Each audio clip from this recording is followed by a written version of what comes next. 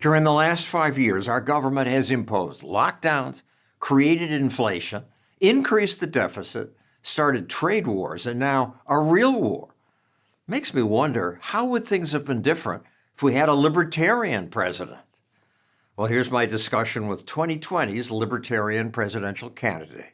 You can spend your money better than the politicians and special interests. Joe Jorgensen and I spoke 5 years ago, but our conversation covers issues that are still important today. What's a libertarian?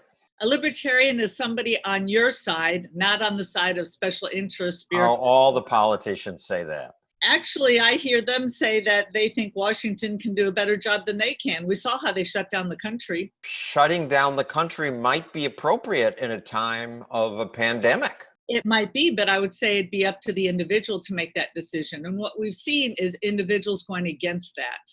We've seen people out there circling the State House saying, no, this is America and this is not what our country was built on. But during a pandemic, is there not then a role for government to say, look, we have to stop this. We have to pass a law that says X people can't work. I'm fine with the government giving information. However, I'm going to leave it up to the individuals to decide. And so much we hear that something doesn't get done unless government does it. And we see that Walmart just basically got rid of that argument because Walmart says, if you want to shop in our store, if you want to work in our store, you have to wear a mask. So it shows that, yes, we can be adults without the government telling us we need to be adults. Should schools be open? It's up to the local schools. One of the big problems that we have is the Department of Education and the federal government once again saying we need a one-size-fits-all. The needs in rural Appalachia, much different than downtown New York City, much different than Wyoming. Let's leave it to the parents, teachers, and students and not the federal government.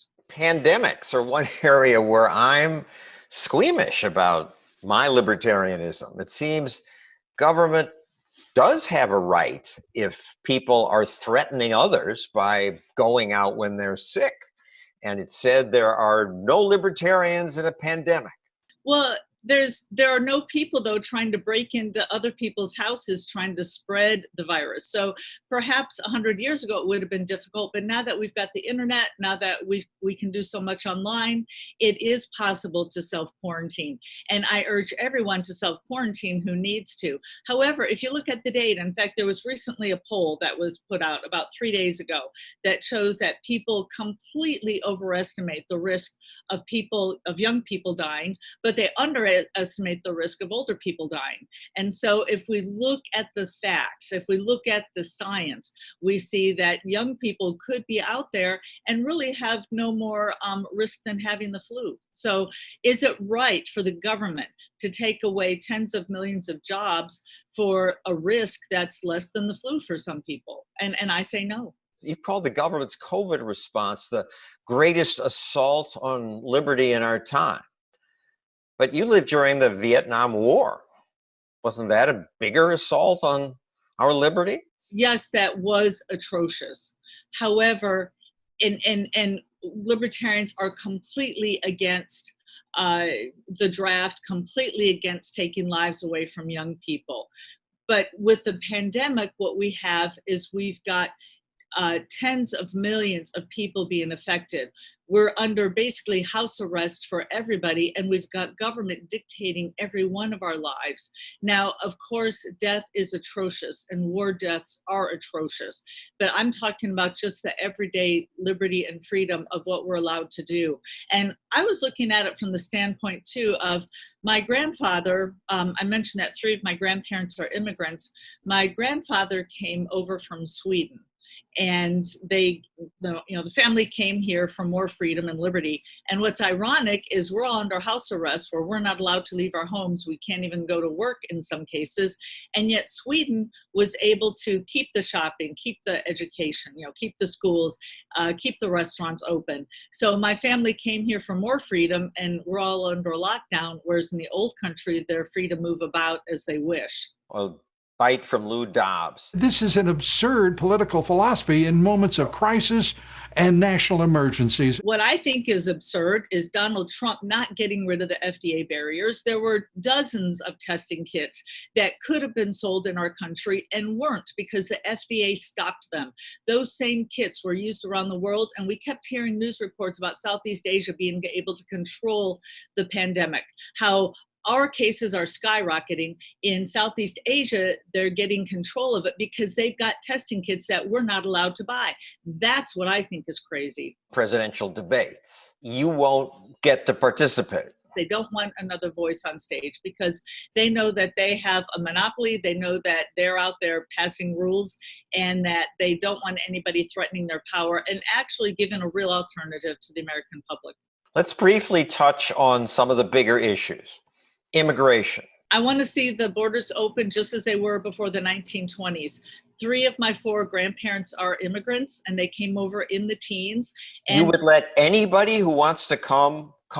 Pretty much. That's what we did before the 1920s, and most Americans don't realize that, and that's what made America strong. But now some people want to murder us. Yes, and they were able to do that with the plane. But if you look at the risk of somebody crossing the border and doing damage and killing us is less than the risk of being struck by lightning.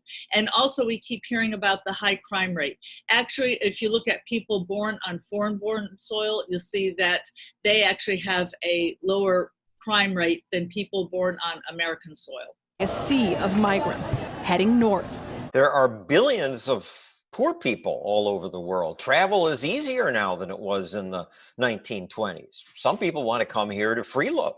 Well, again, a lot of people don't realize that many of these federal programs need a 5-year waiting list. And if you look at the people who have the initiative to come over here, they typically have the initiative to work. And that's just not what the numbers are showing, that people are coming here to freeload. In fact, the GDP has gone up as a whole. Looking at people crossing the border, they tend to increase the GDP, not decrease it. For more of my content, go to johnstossel.com. I post a new short video every Tuesday. That's at johnstossel.com. Donald Trump says we have a trade deficit. We have a massive trade deficit with everybody. We're losing $800 billion a year. This is such a tired old argument. You know, we talked about this in the 1980s. Sure, I have a trade deficit with my gas station, my local gas station, because I buy gas from them and they buy nothing from me. It doesn't matter what one country is. It matters in totality. And perhaps if he would lift the trade barriers, if he would lift the tariffs, maybe we would see increased trade. Joe Biden says it's within our grasp to end gun violence. I would suggest that we limit gun violence by allowing peaceful citizens to arm themselves. And that's what we've seen. That's what the statistics show, that if we see where gun violence is the greatest, where gun deaths are the greatest, it's in cities like Chicago that don't have concealed carry permits. It's in cities in which they don't allow you to have a gun.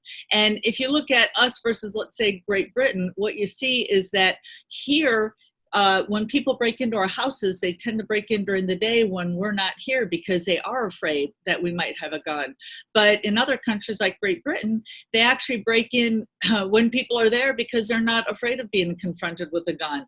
And you look at Florida, the gun deaths went down, or rather the violent deaths went down when people could protect themselves with their constitutional right. So let any adult buy as many guns as he or she wants, no restrictions. Why not? I'd like to hear the argument against that.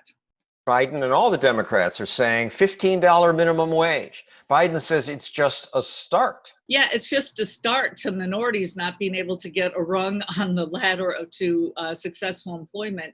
If you look at the numbers, people who are hired in at minimum wage, something like 99% of them are earning above minimum wage a year later. And if you look at who it hurts minorities, and it hurts people who are in high school and looking for a job to learn basically a great work ethic. And last, we kept hearing we need to pay our cashiers more in fast fast food. We need to pay the fast food industry employees a lot more. So now what do they have? They have automation. So I would ask, would you rather have a lower paying job or no job at all? And what we're seeing right now is a lot of those jobs being replaced with automation when they could be a great stepping stone for younger people and for minorities who can't break through the workforce any other way. You would have no minimum wage at all. Well, the minimum wage decided among employers, and I can tell you that when I was a business owner, I hired people above the minimum wage because that was how to get the best employees. And if you look at internships and apprenticeships, there are many ways. Again, what government does in general is they try to come up with a one-size-fits-all, everybody's going to fit into that category, but you can't because situations are different. And people, if they can earn more, they're going to go somewhere else. Many Americans say it's just obvious in a rich country that it's government's job to help the poor and the minorities who've been discriminated against. I would say government gets in the way and there's no accountability.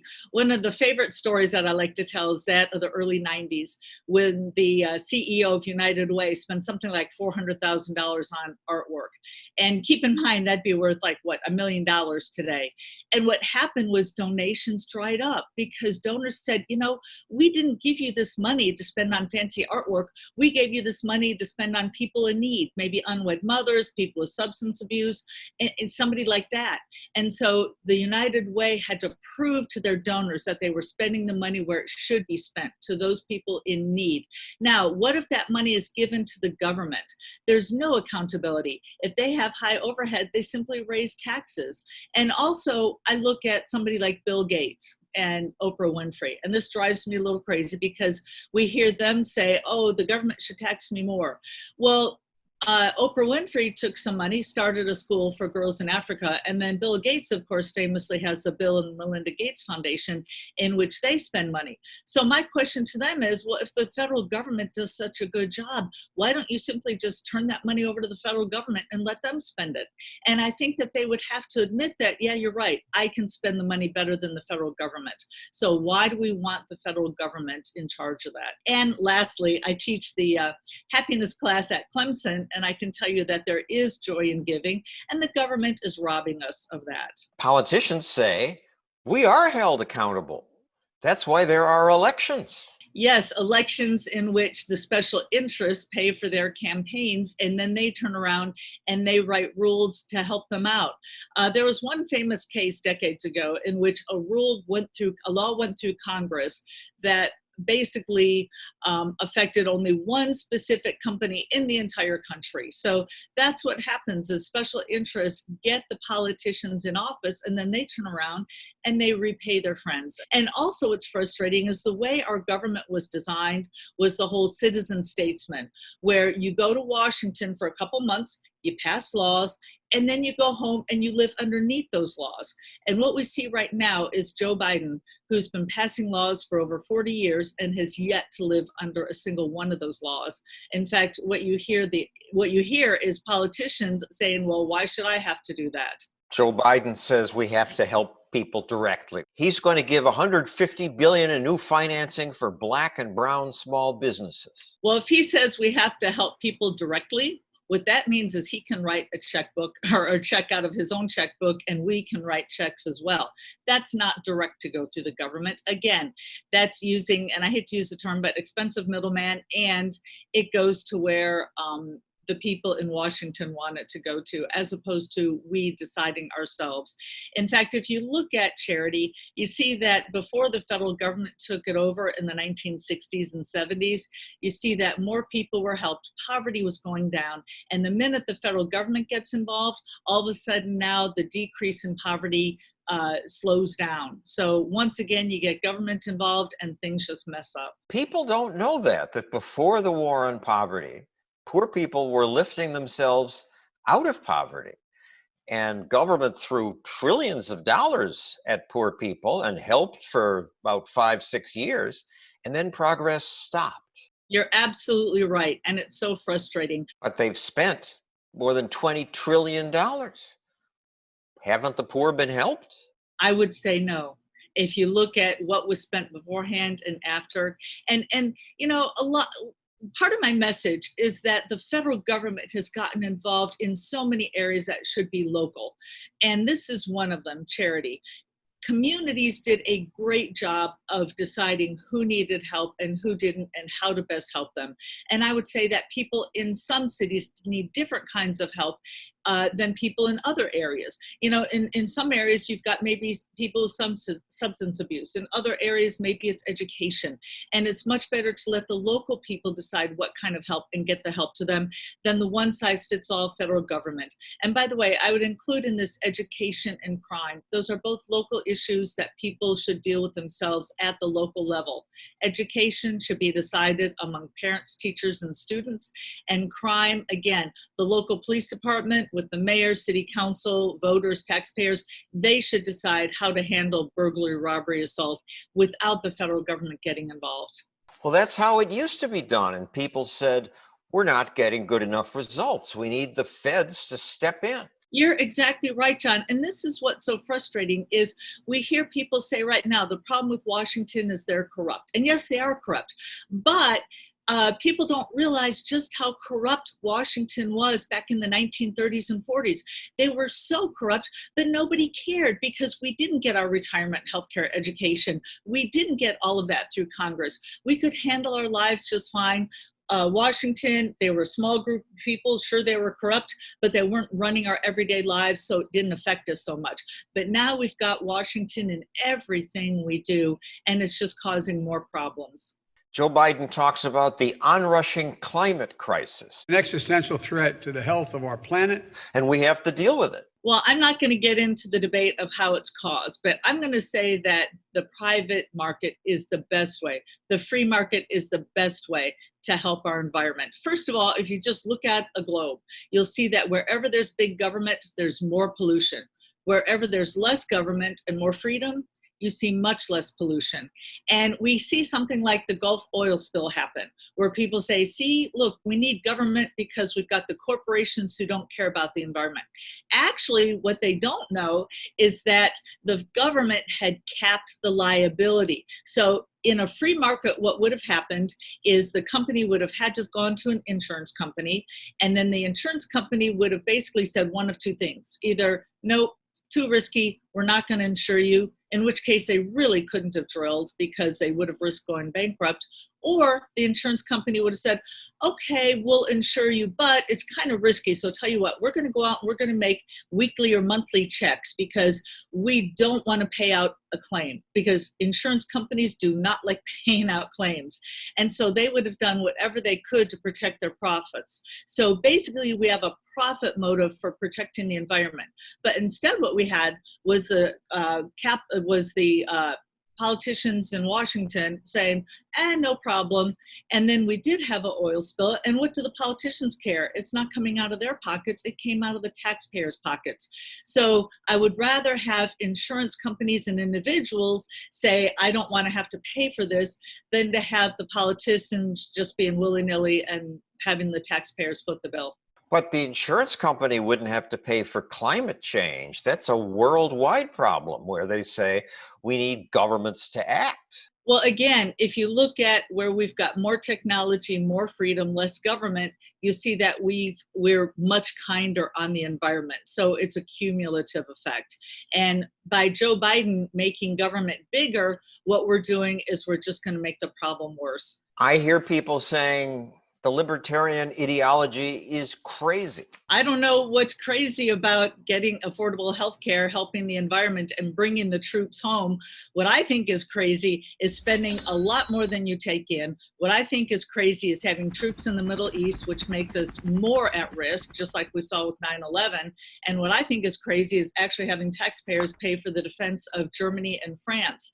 In fact, I keep hearing, isn't France great? They have like 5-week vacations over there. Well, maybe we'd have 5-week vacations here if we weren't paying for their military. For more of my content, go to johnstossel.com. I post a new short video every Tuesday. That's at johnstossel.com. So you would bring all the soldiers in other countries home? Everyone. That's the default position. Now, as president, I might discover something that I don't know now. So perhaps there'd be a base or two around the world, but the default position is to bring them home and to defend America. I want to turn America into one giant Switzerland, armed and neutral. We absolutely need to train our military to protect our borders, but no reason to protect other countries' borders. I'll let them handle that themselves. People don't know that we have more than 30,000 soldiers in Germany and Japan and South Korea. You're absolutely right. And that's one of the reasons why they want to keep me off of the debate stage, because they don't want that information out there. And what I point out is that we are in almost 150 different countries around the world, and that we spend more than the next 7 countries combined in the military. And there is no reason for that. There are some reasons for it. They say if we pulled out of South Korea, North Korea would invade. Yeah, we'll see if that happens. And as I said, it's possible that North Korea has plans that I don't know about. It's possible as president that I might keep a base or two. But again, 150 countries, that's absurd. Maybe we can reduce it from 150 to 2 if that's necessary. Is China a threat to us? They could be, which is why I want to have open trade with them, open borders with them, because what we have right now is we have a possibility where China and the United States, we could each blow each other up. We have the capacity. So we have to remain friends with them. And the best way to do that is by open borders. And I've often given my story about my Italian car. I'd also like to add that if you look at how we got into World War II, it was Japan bombing us. Well, they're not going to bomb us now because of all the Toyotas and Hondas we buy from them, because people tend to not bomb their best customers. So if we become friends with China, if we have open relations, they really will have no reason to bomb their best customer. You said we should be actively anti-racist. What does that mean? I mean, the undertones are that being race neutral isn't enough. Yes, in our thinking. And I did get heat from that. And I must admit, I was looking at racism from a psychological standpoint. As you know, I teach social psychology. And a lot of people think that racism is basically how we act. And they said, well, so what are you saying? We need to go out in the streets and act differently? And no, racism deals with thought, not behavior. Discrimination actually deals with behavior. And what I'm saying is we need to open up our minds and in our minds think of others as equal, as opposed to being discriminatory. And also, I guess I should say prejudice, because racism is a prejudice. And I guess I should add that I understand, and again, that was probably my scientific brain talking, I understand that our brains actively categorize. And as I teach in school, if I were to ask you to list back to me daffodils, Chicago Bears, roses, Green Bay Packers, list them back to me, you would say roses, daffodils, bears, and Packers. Our brains automatically categorize. And so we have to fight against that. But I was forgetting that not all the voters are in my intro to psych class. And so I probably didn't explain that well enough. And I probably shouldn't have included that because it was misunderstood. Antifa. They are probably more fascist than even our government, which is really hard to be at this time. I see no good in Antifa, nothing. They say they're against fascism, but they use fascist means to get there. They're violent. They take over people's property. They vandalize. I have nothing good to say about them. And the sad thing is Americans have the right to peacefully protest. And so people want to get their message across, and then Antifa, they come in, they're basically opportunists who are hijacking other people's messages, and the law enforcement really needs to put a stop to them. Trump versus Biden. This is one of the elections where there's really a difference between the two parties. People say a vote for the Libertarian is a wasted vote. I would suggest that these two are more alike than in any previous election. And I understand how people look at Donald Trump as being different. And I understand why people voted for him in 2016, because he came in as a supposed outsider saying, look, I'm a businessman. I know how to balance a budget.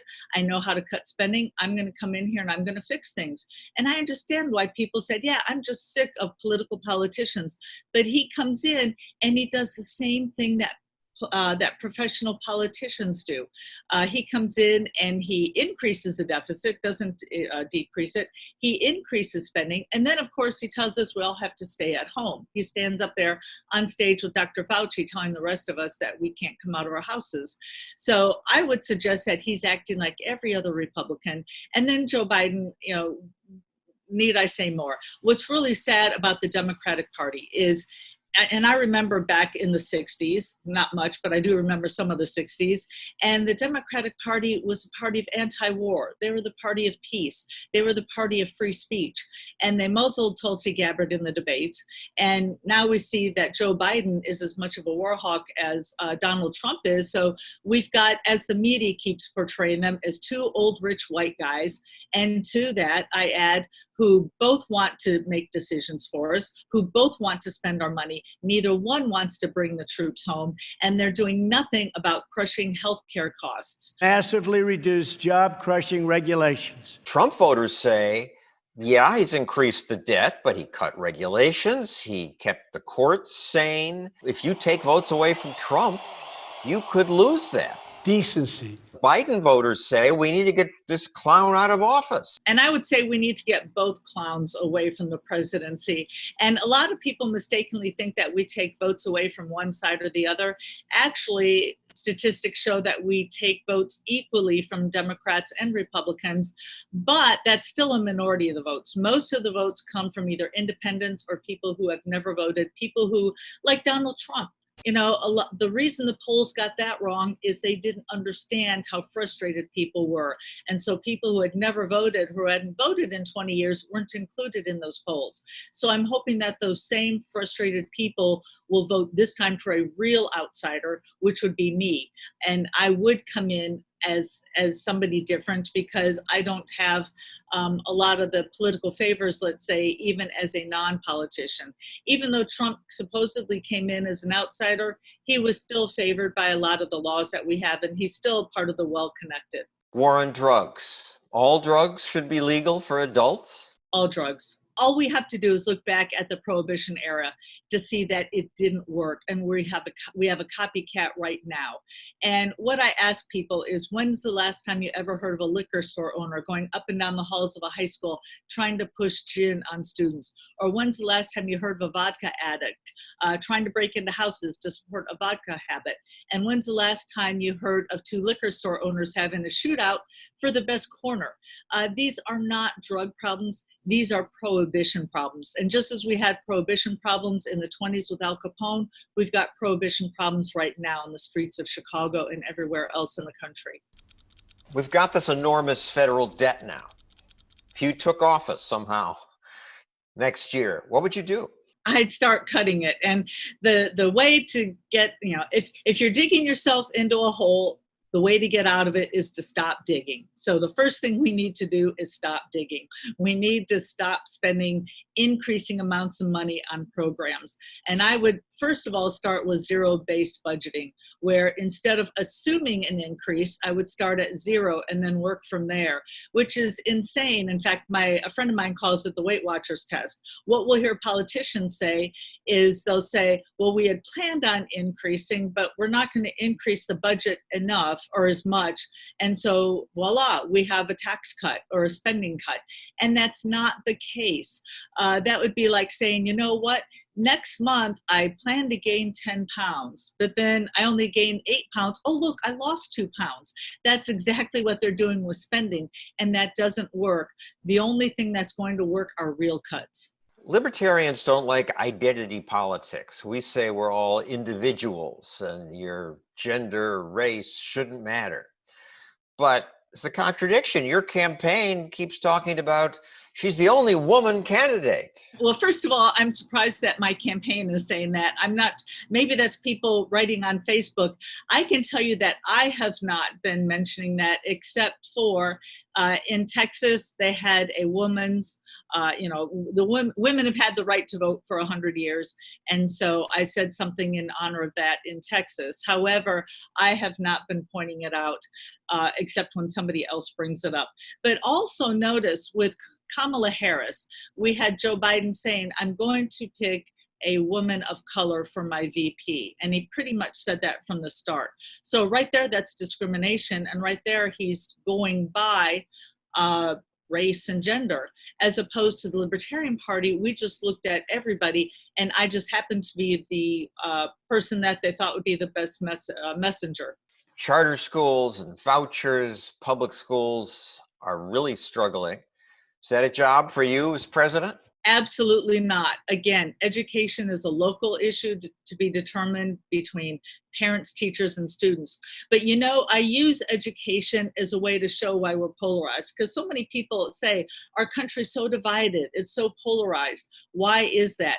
And I say it's because every decision goes through the federal government, if not the government itself. So for instance, with education, let's say you want to send your kid to a school that has prayer, and let's say your neighbor doesn't.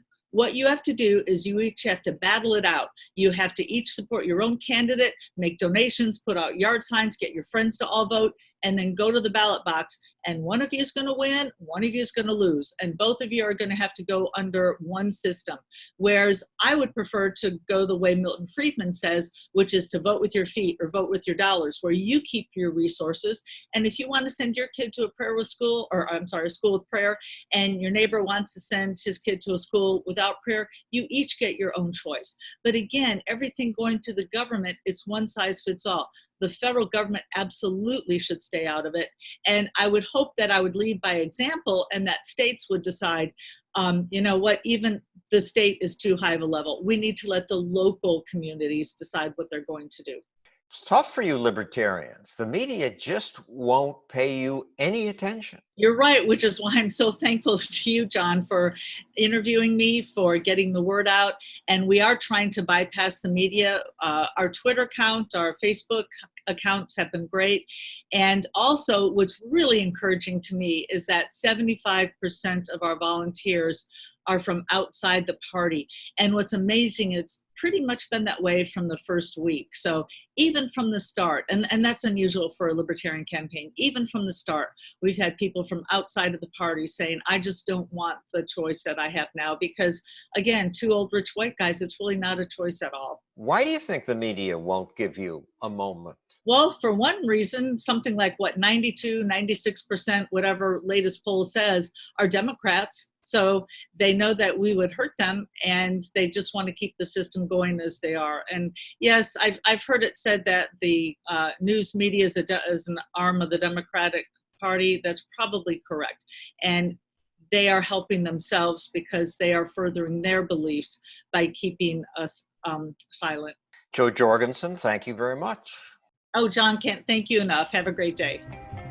Thanks for listening. New episodes drop the first Monday of every month. You can subscribe wherever you get podcasts.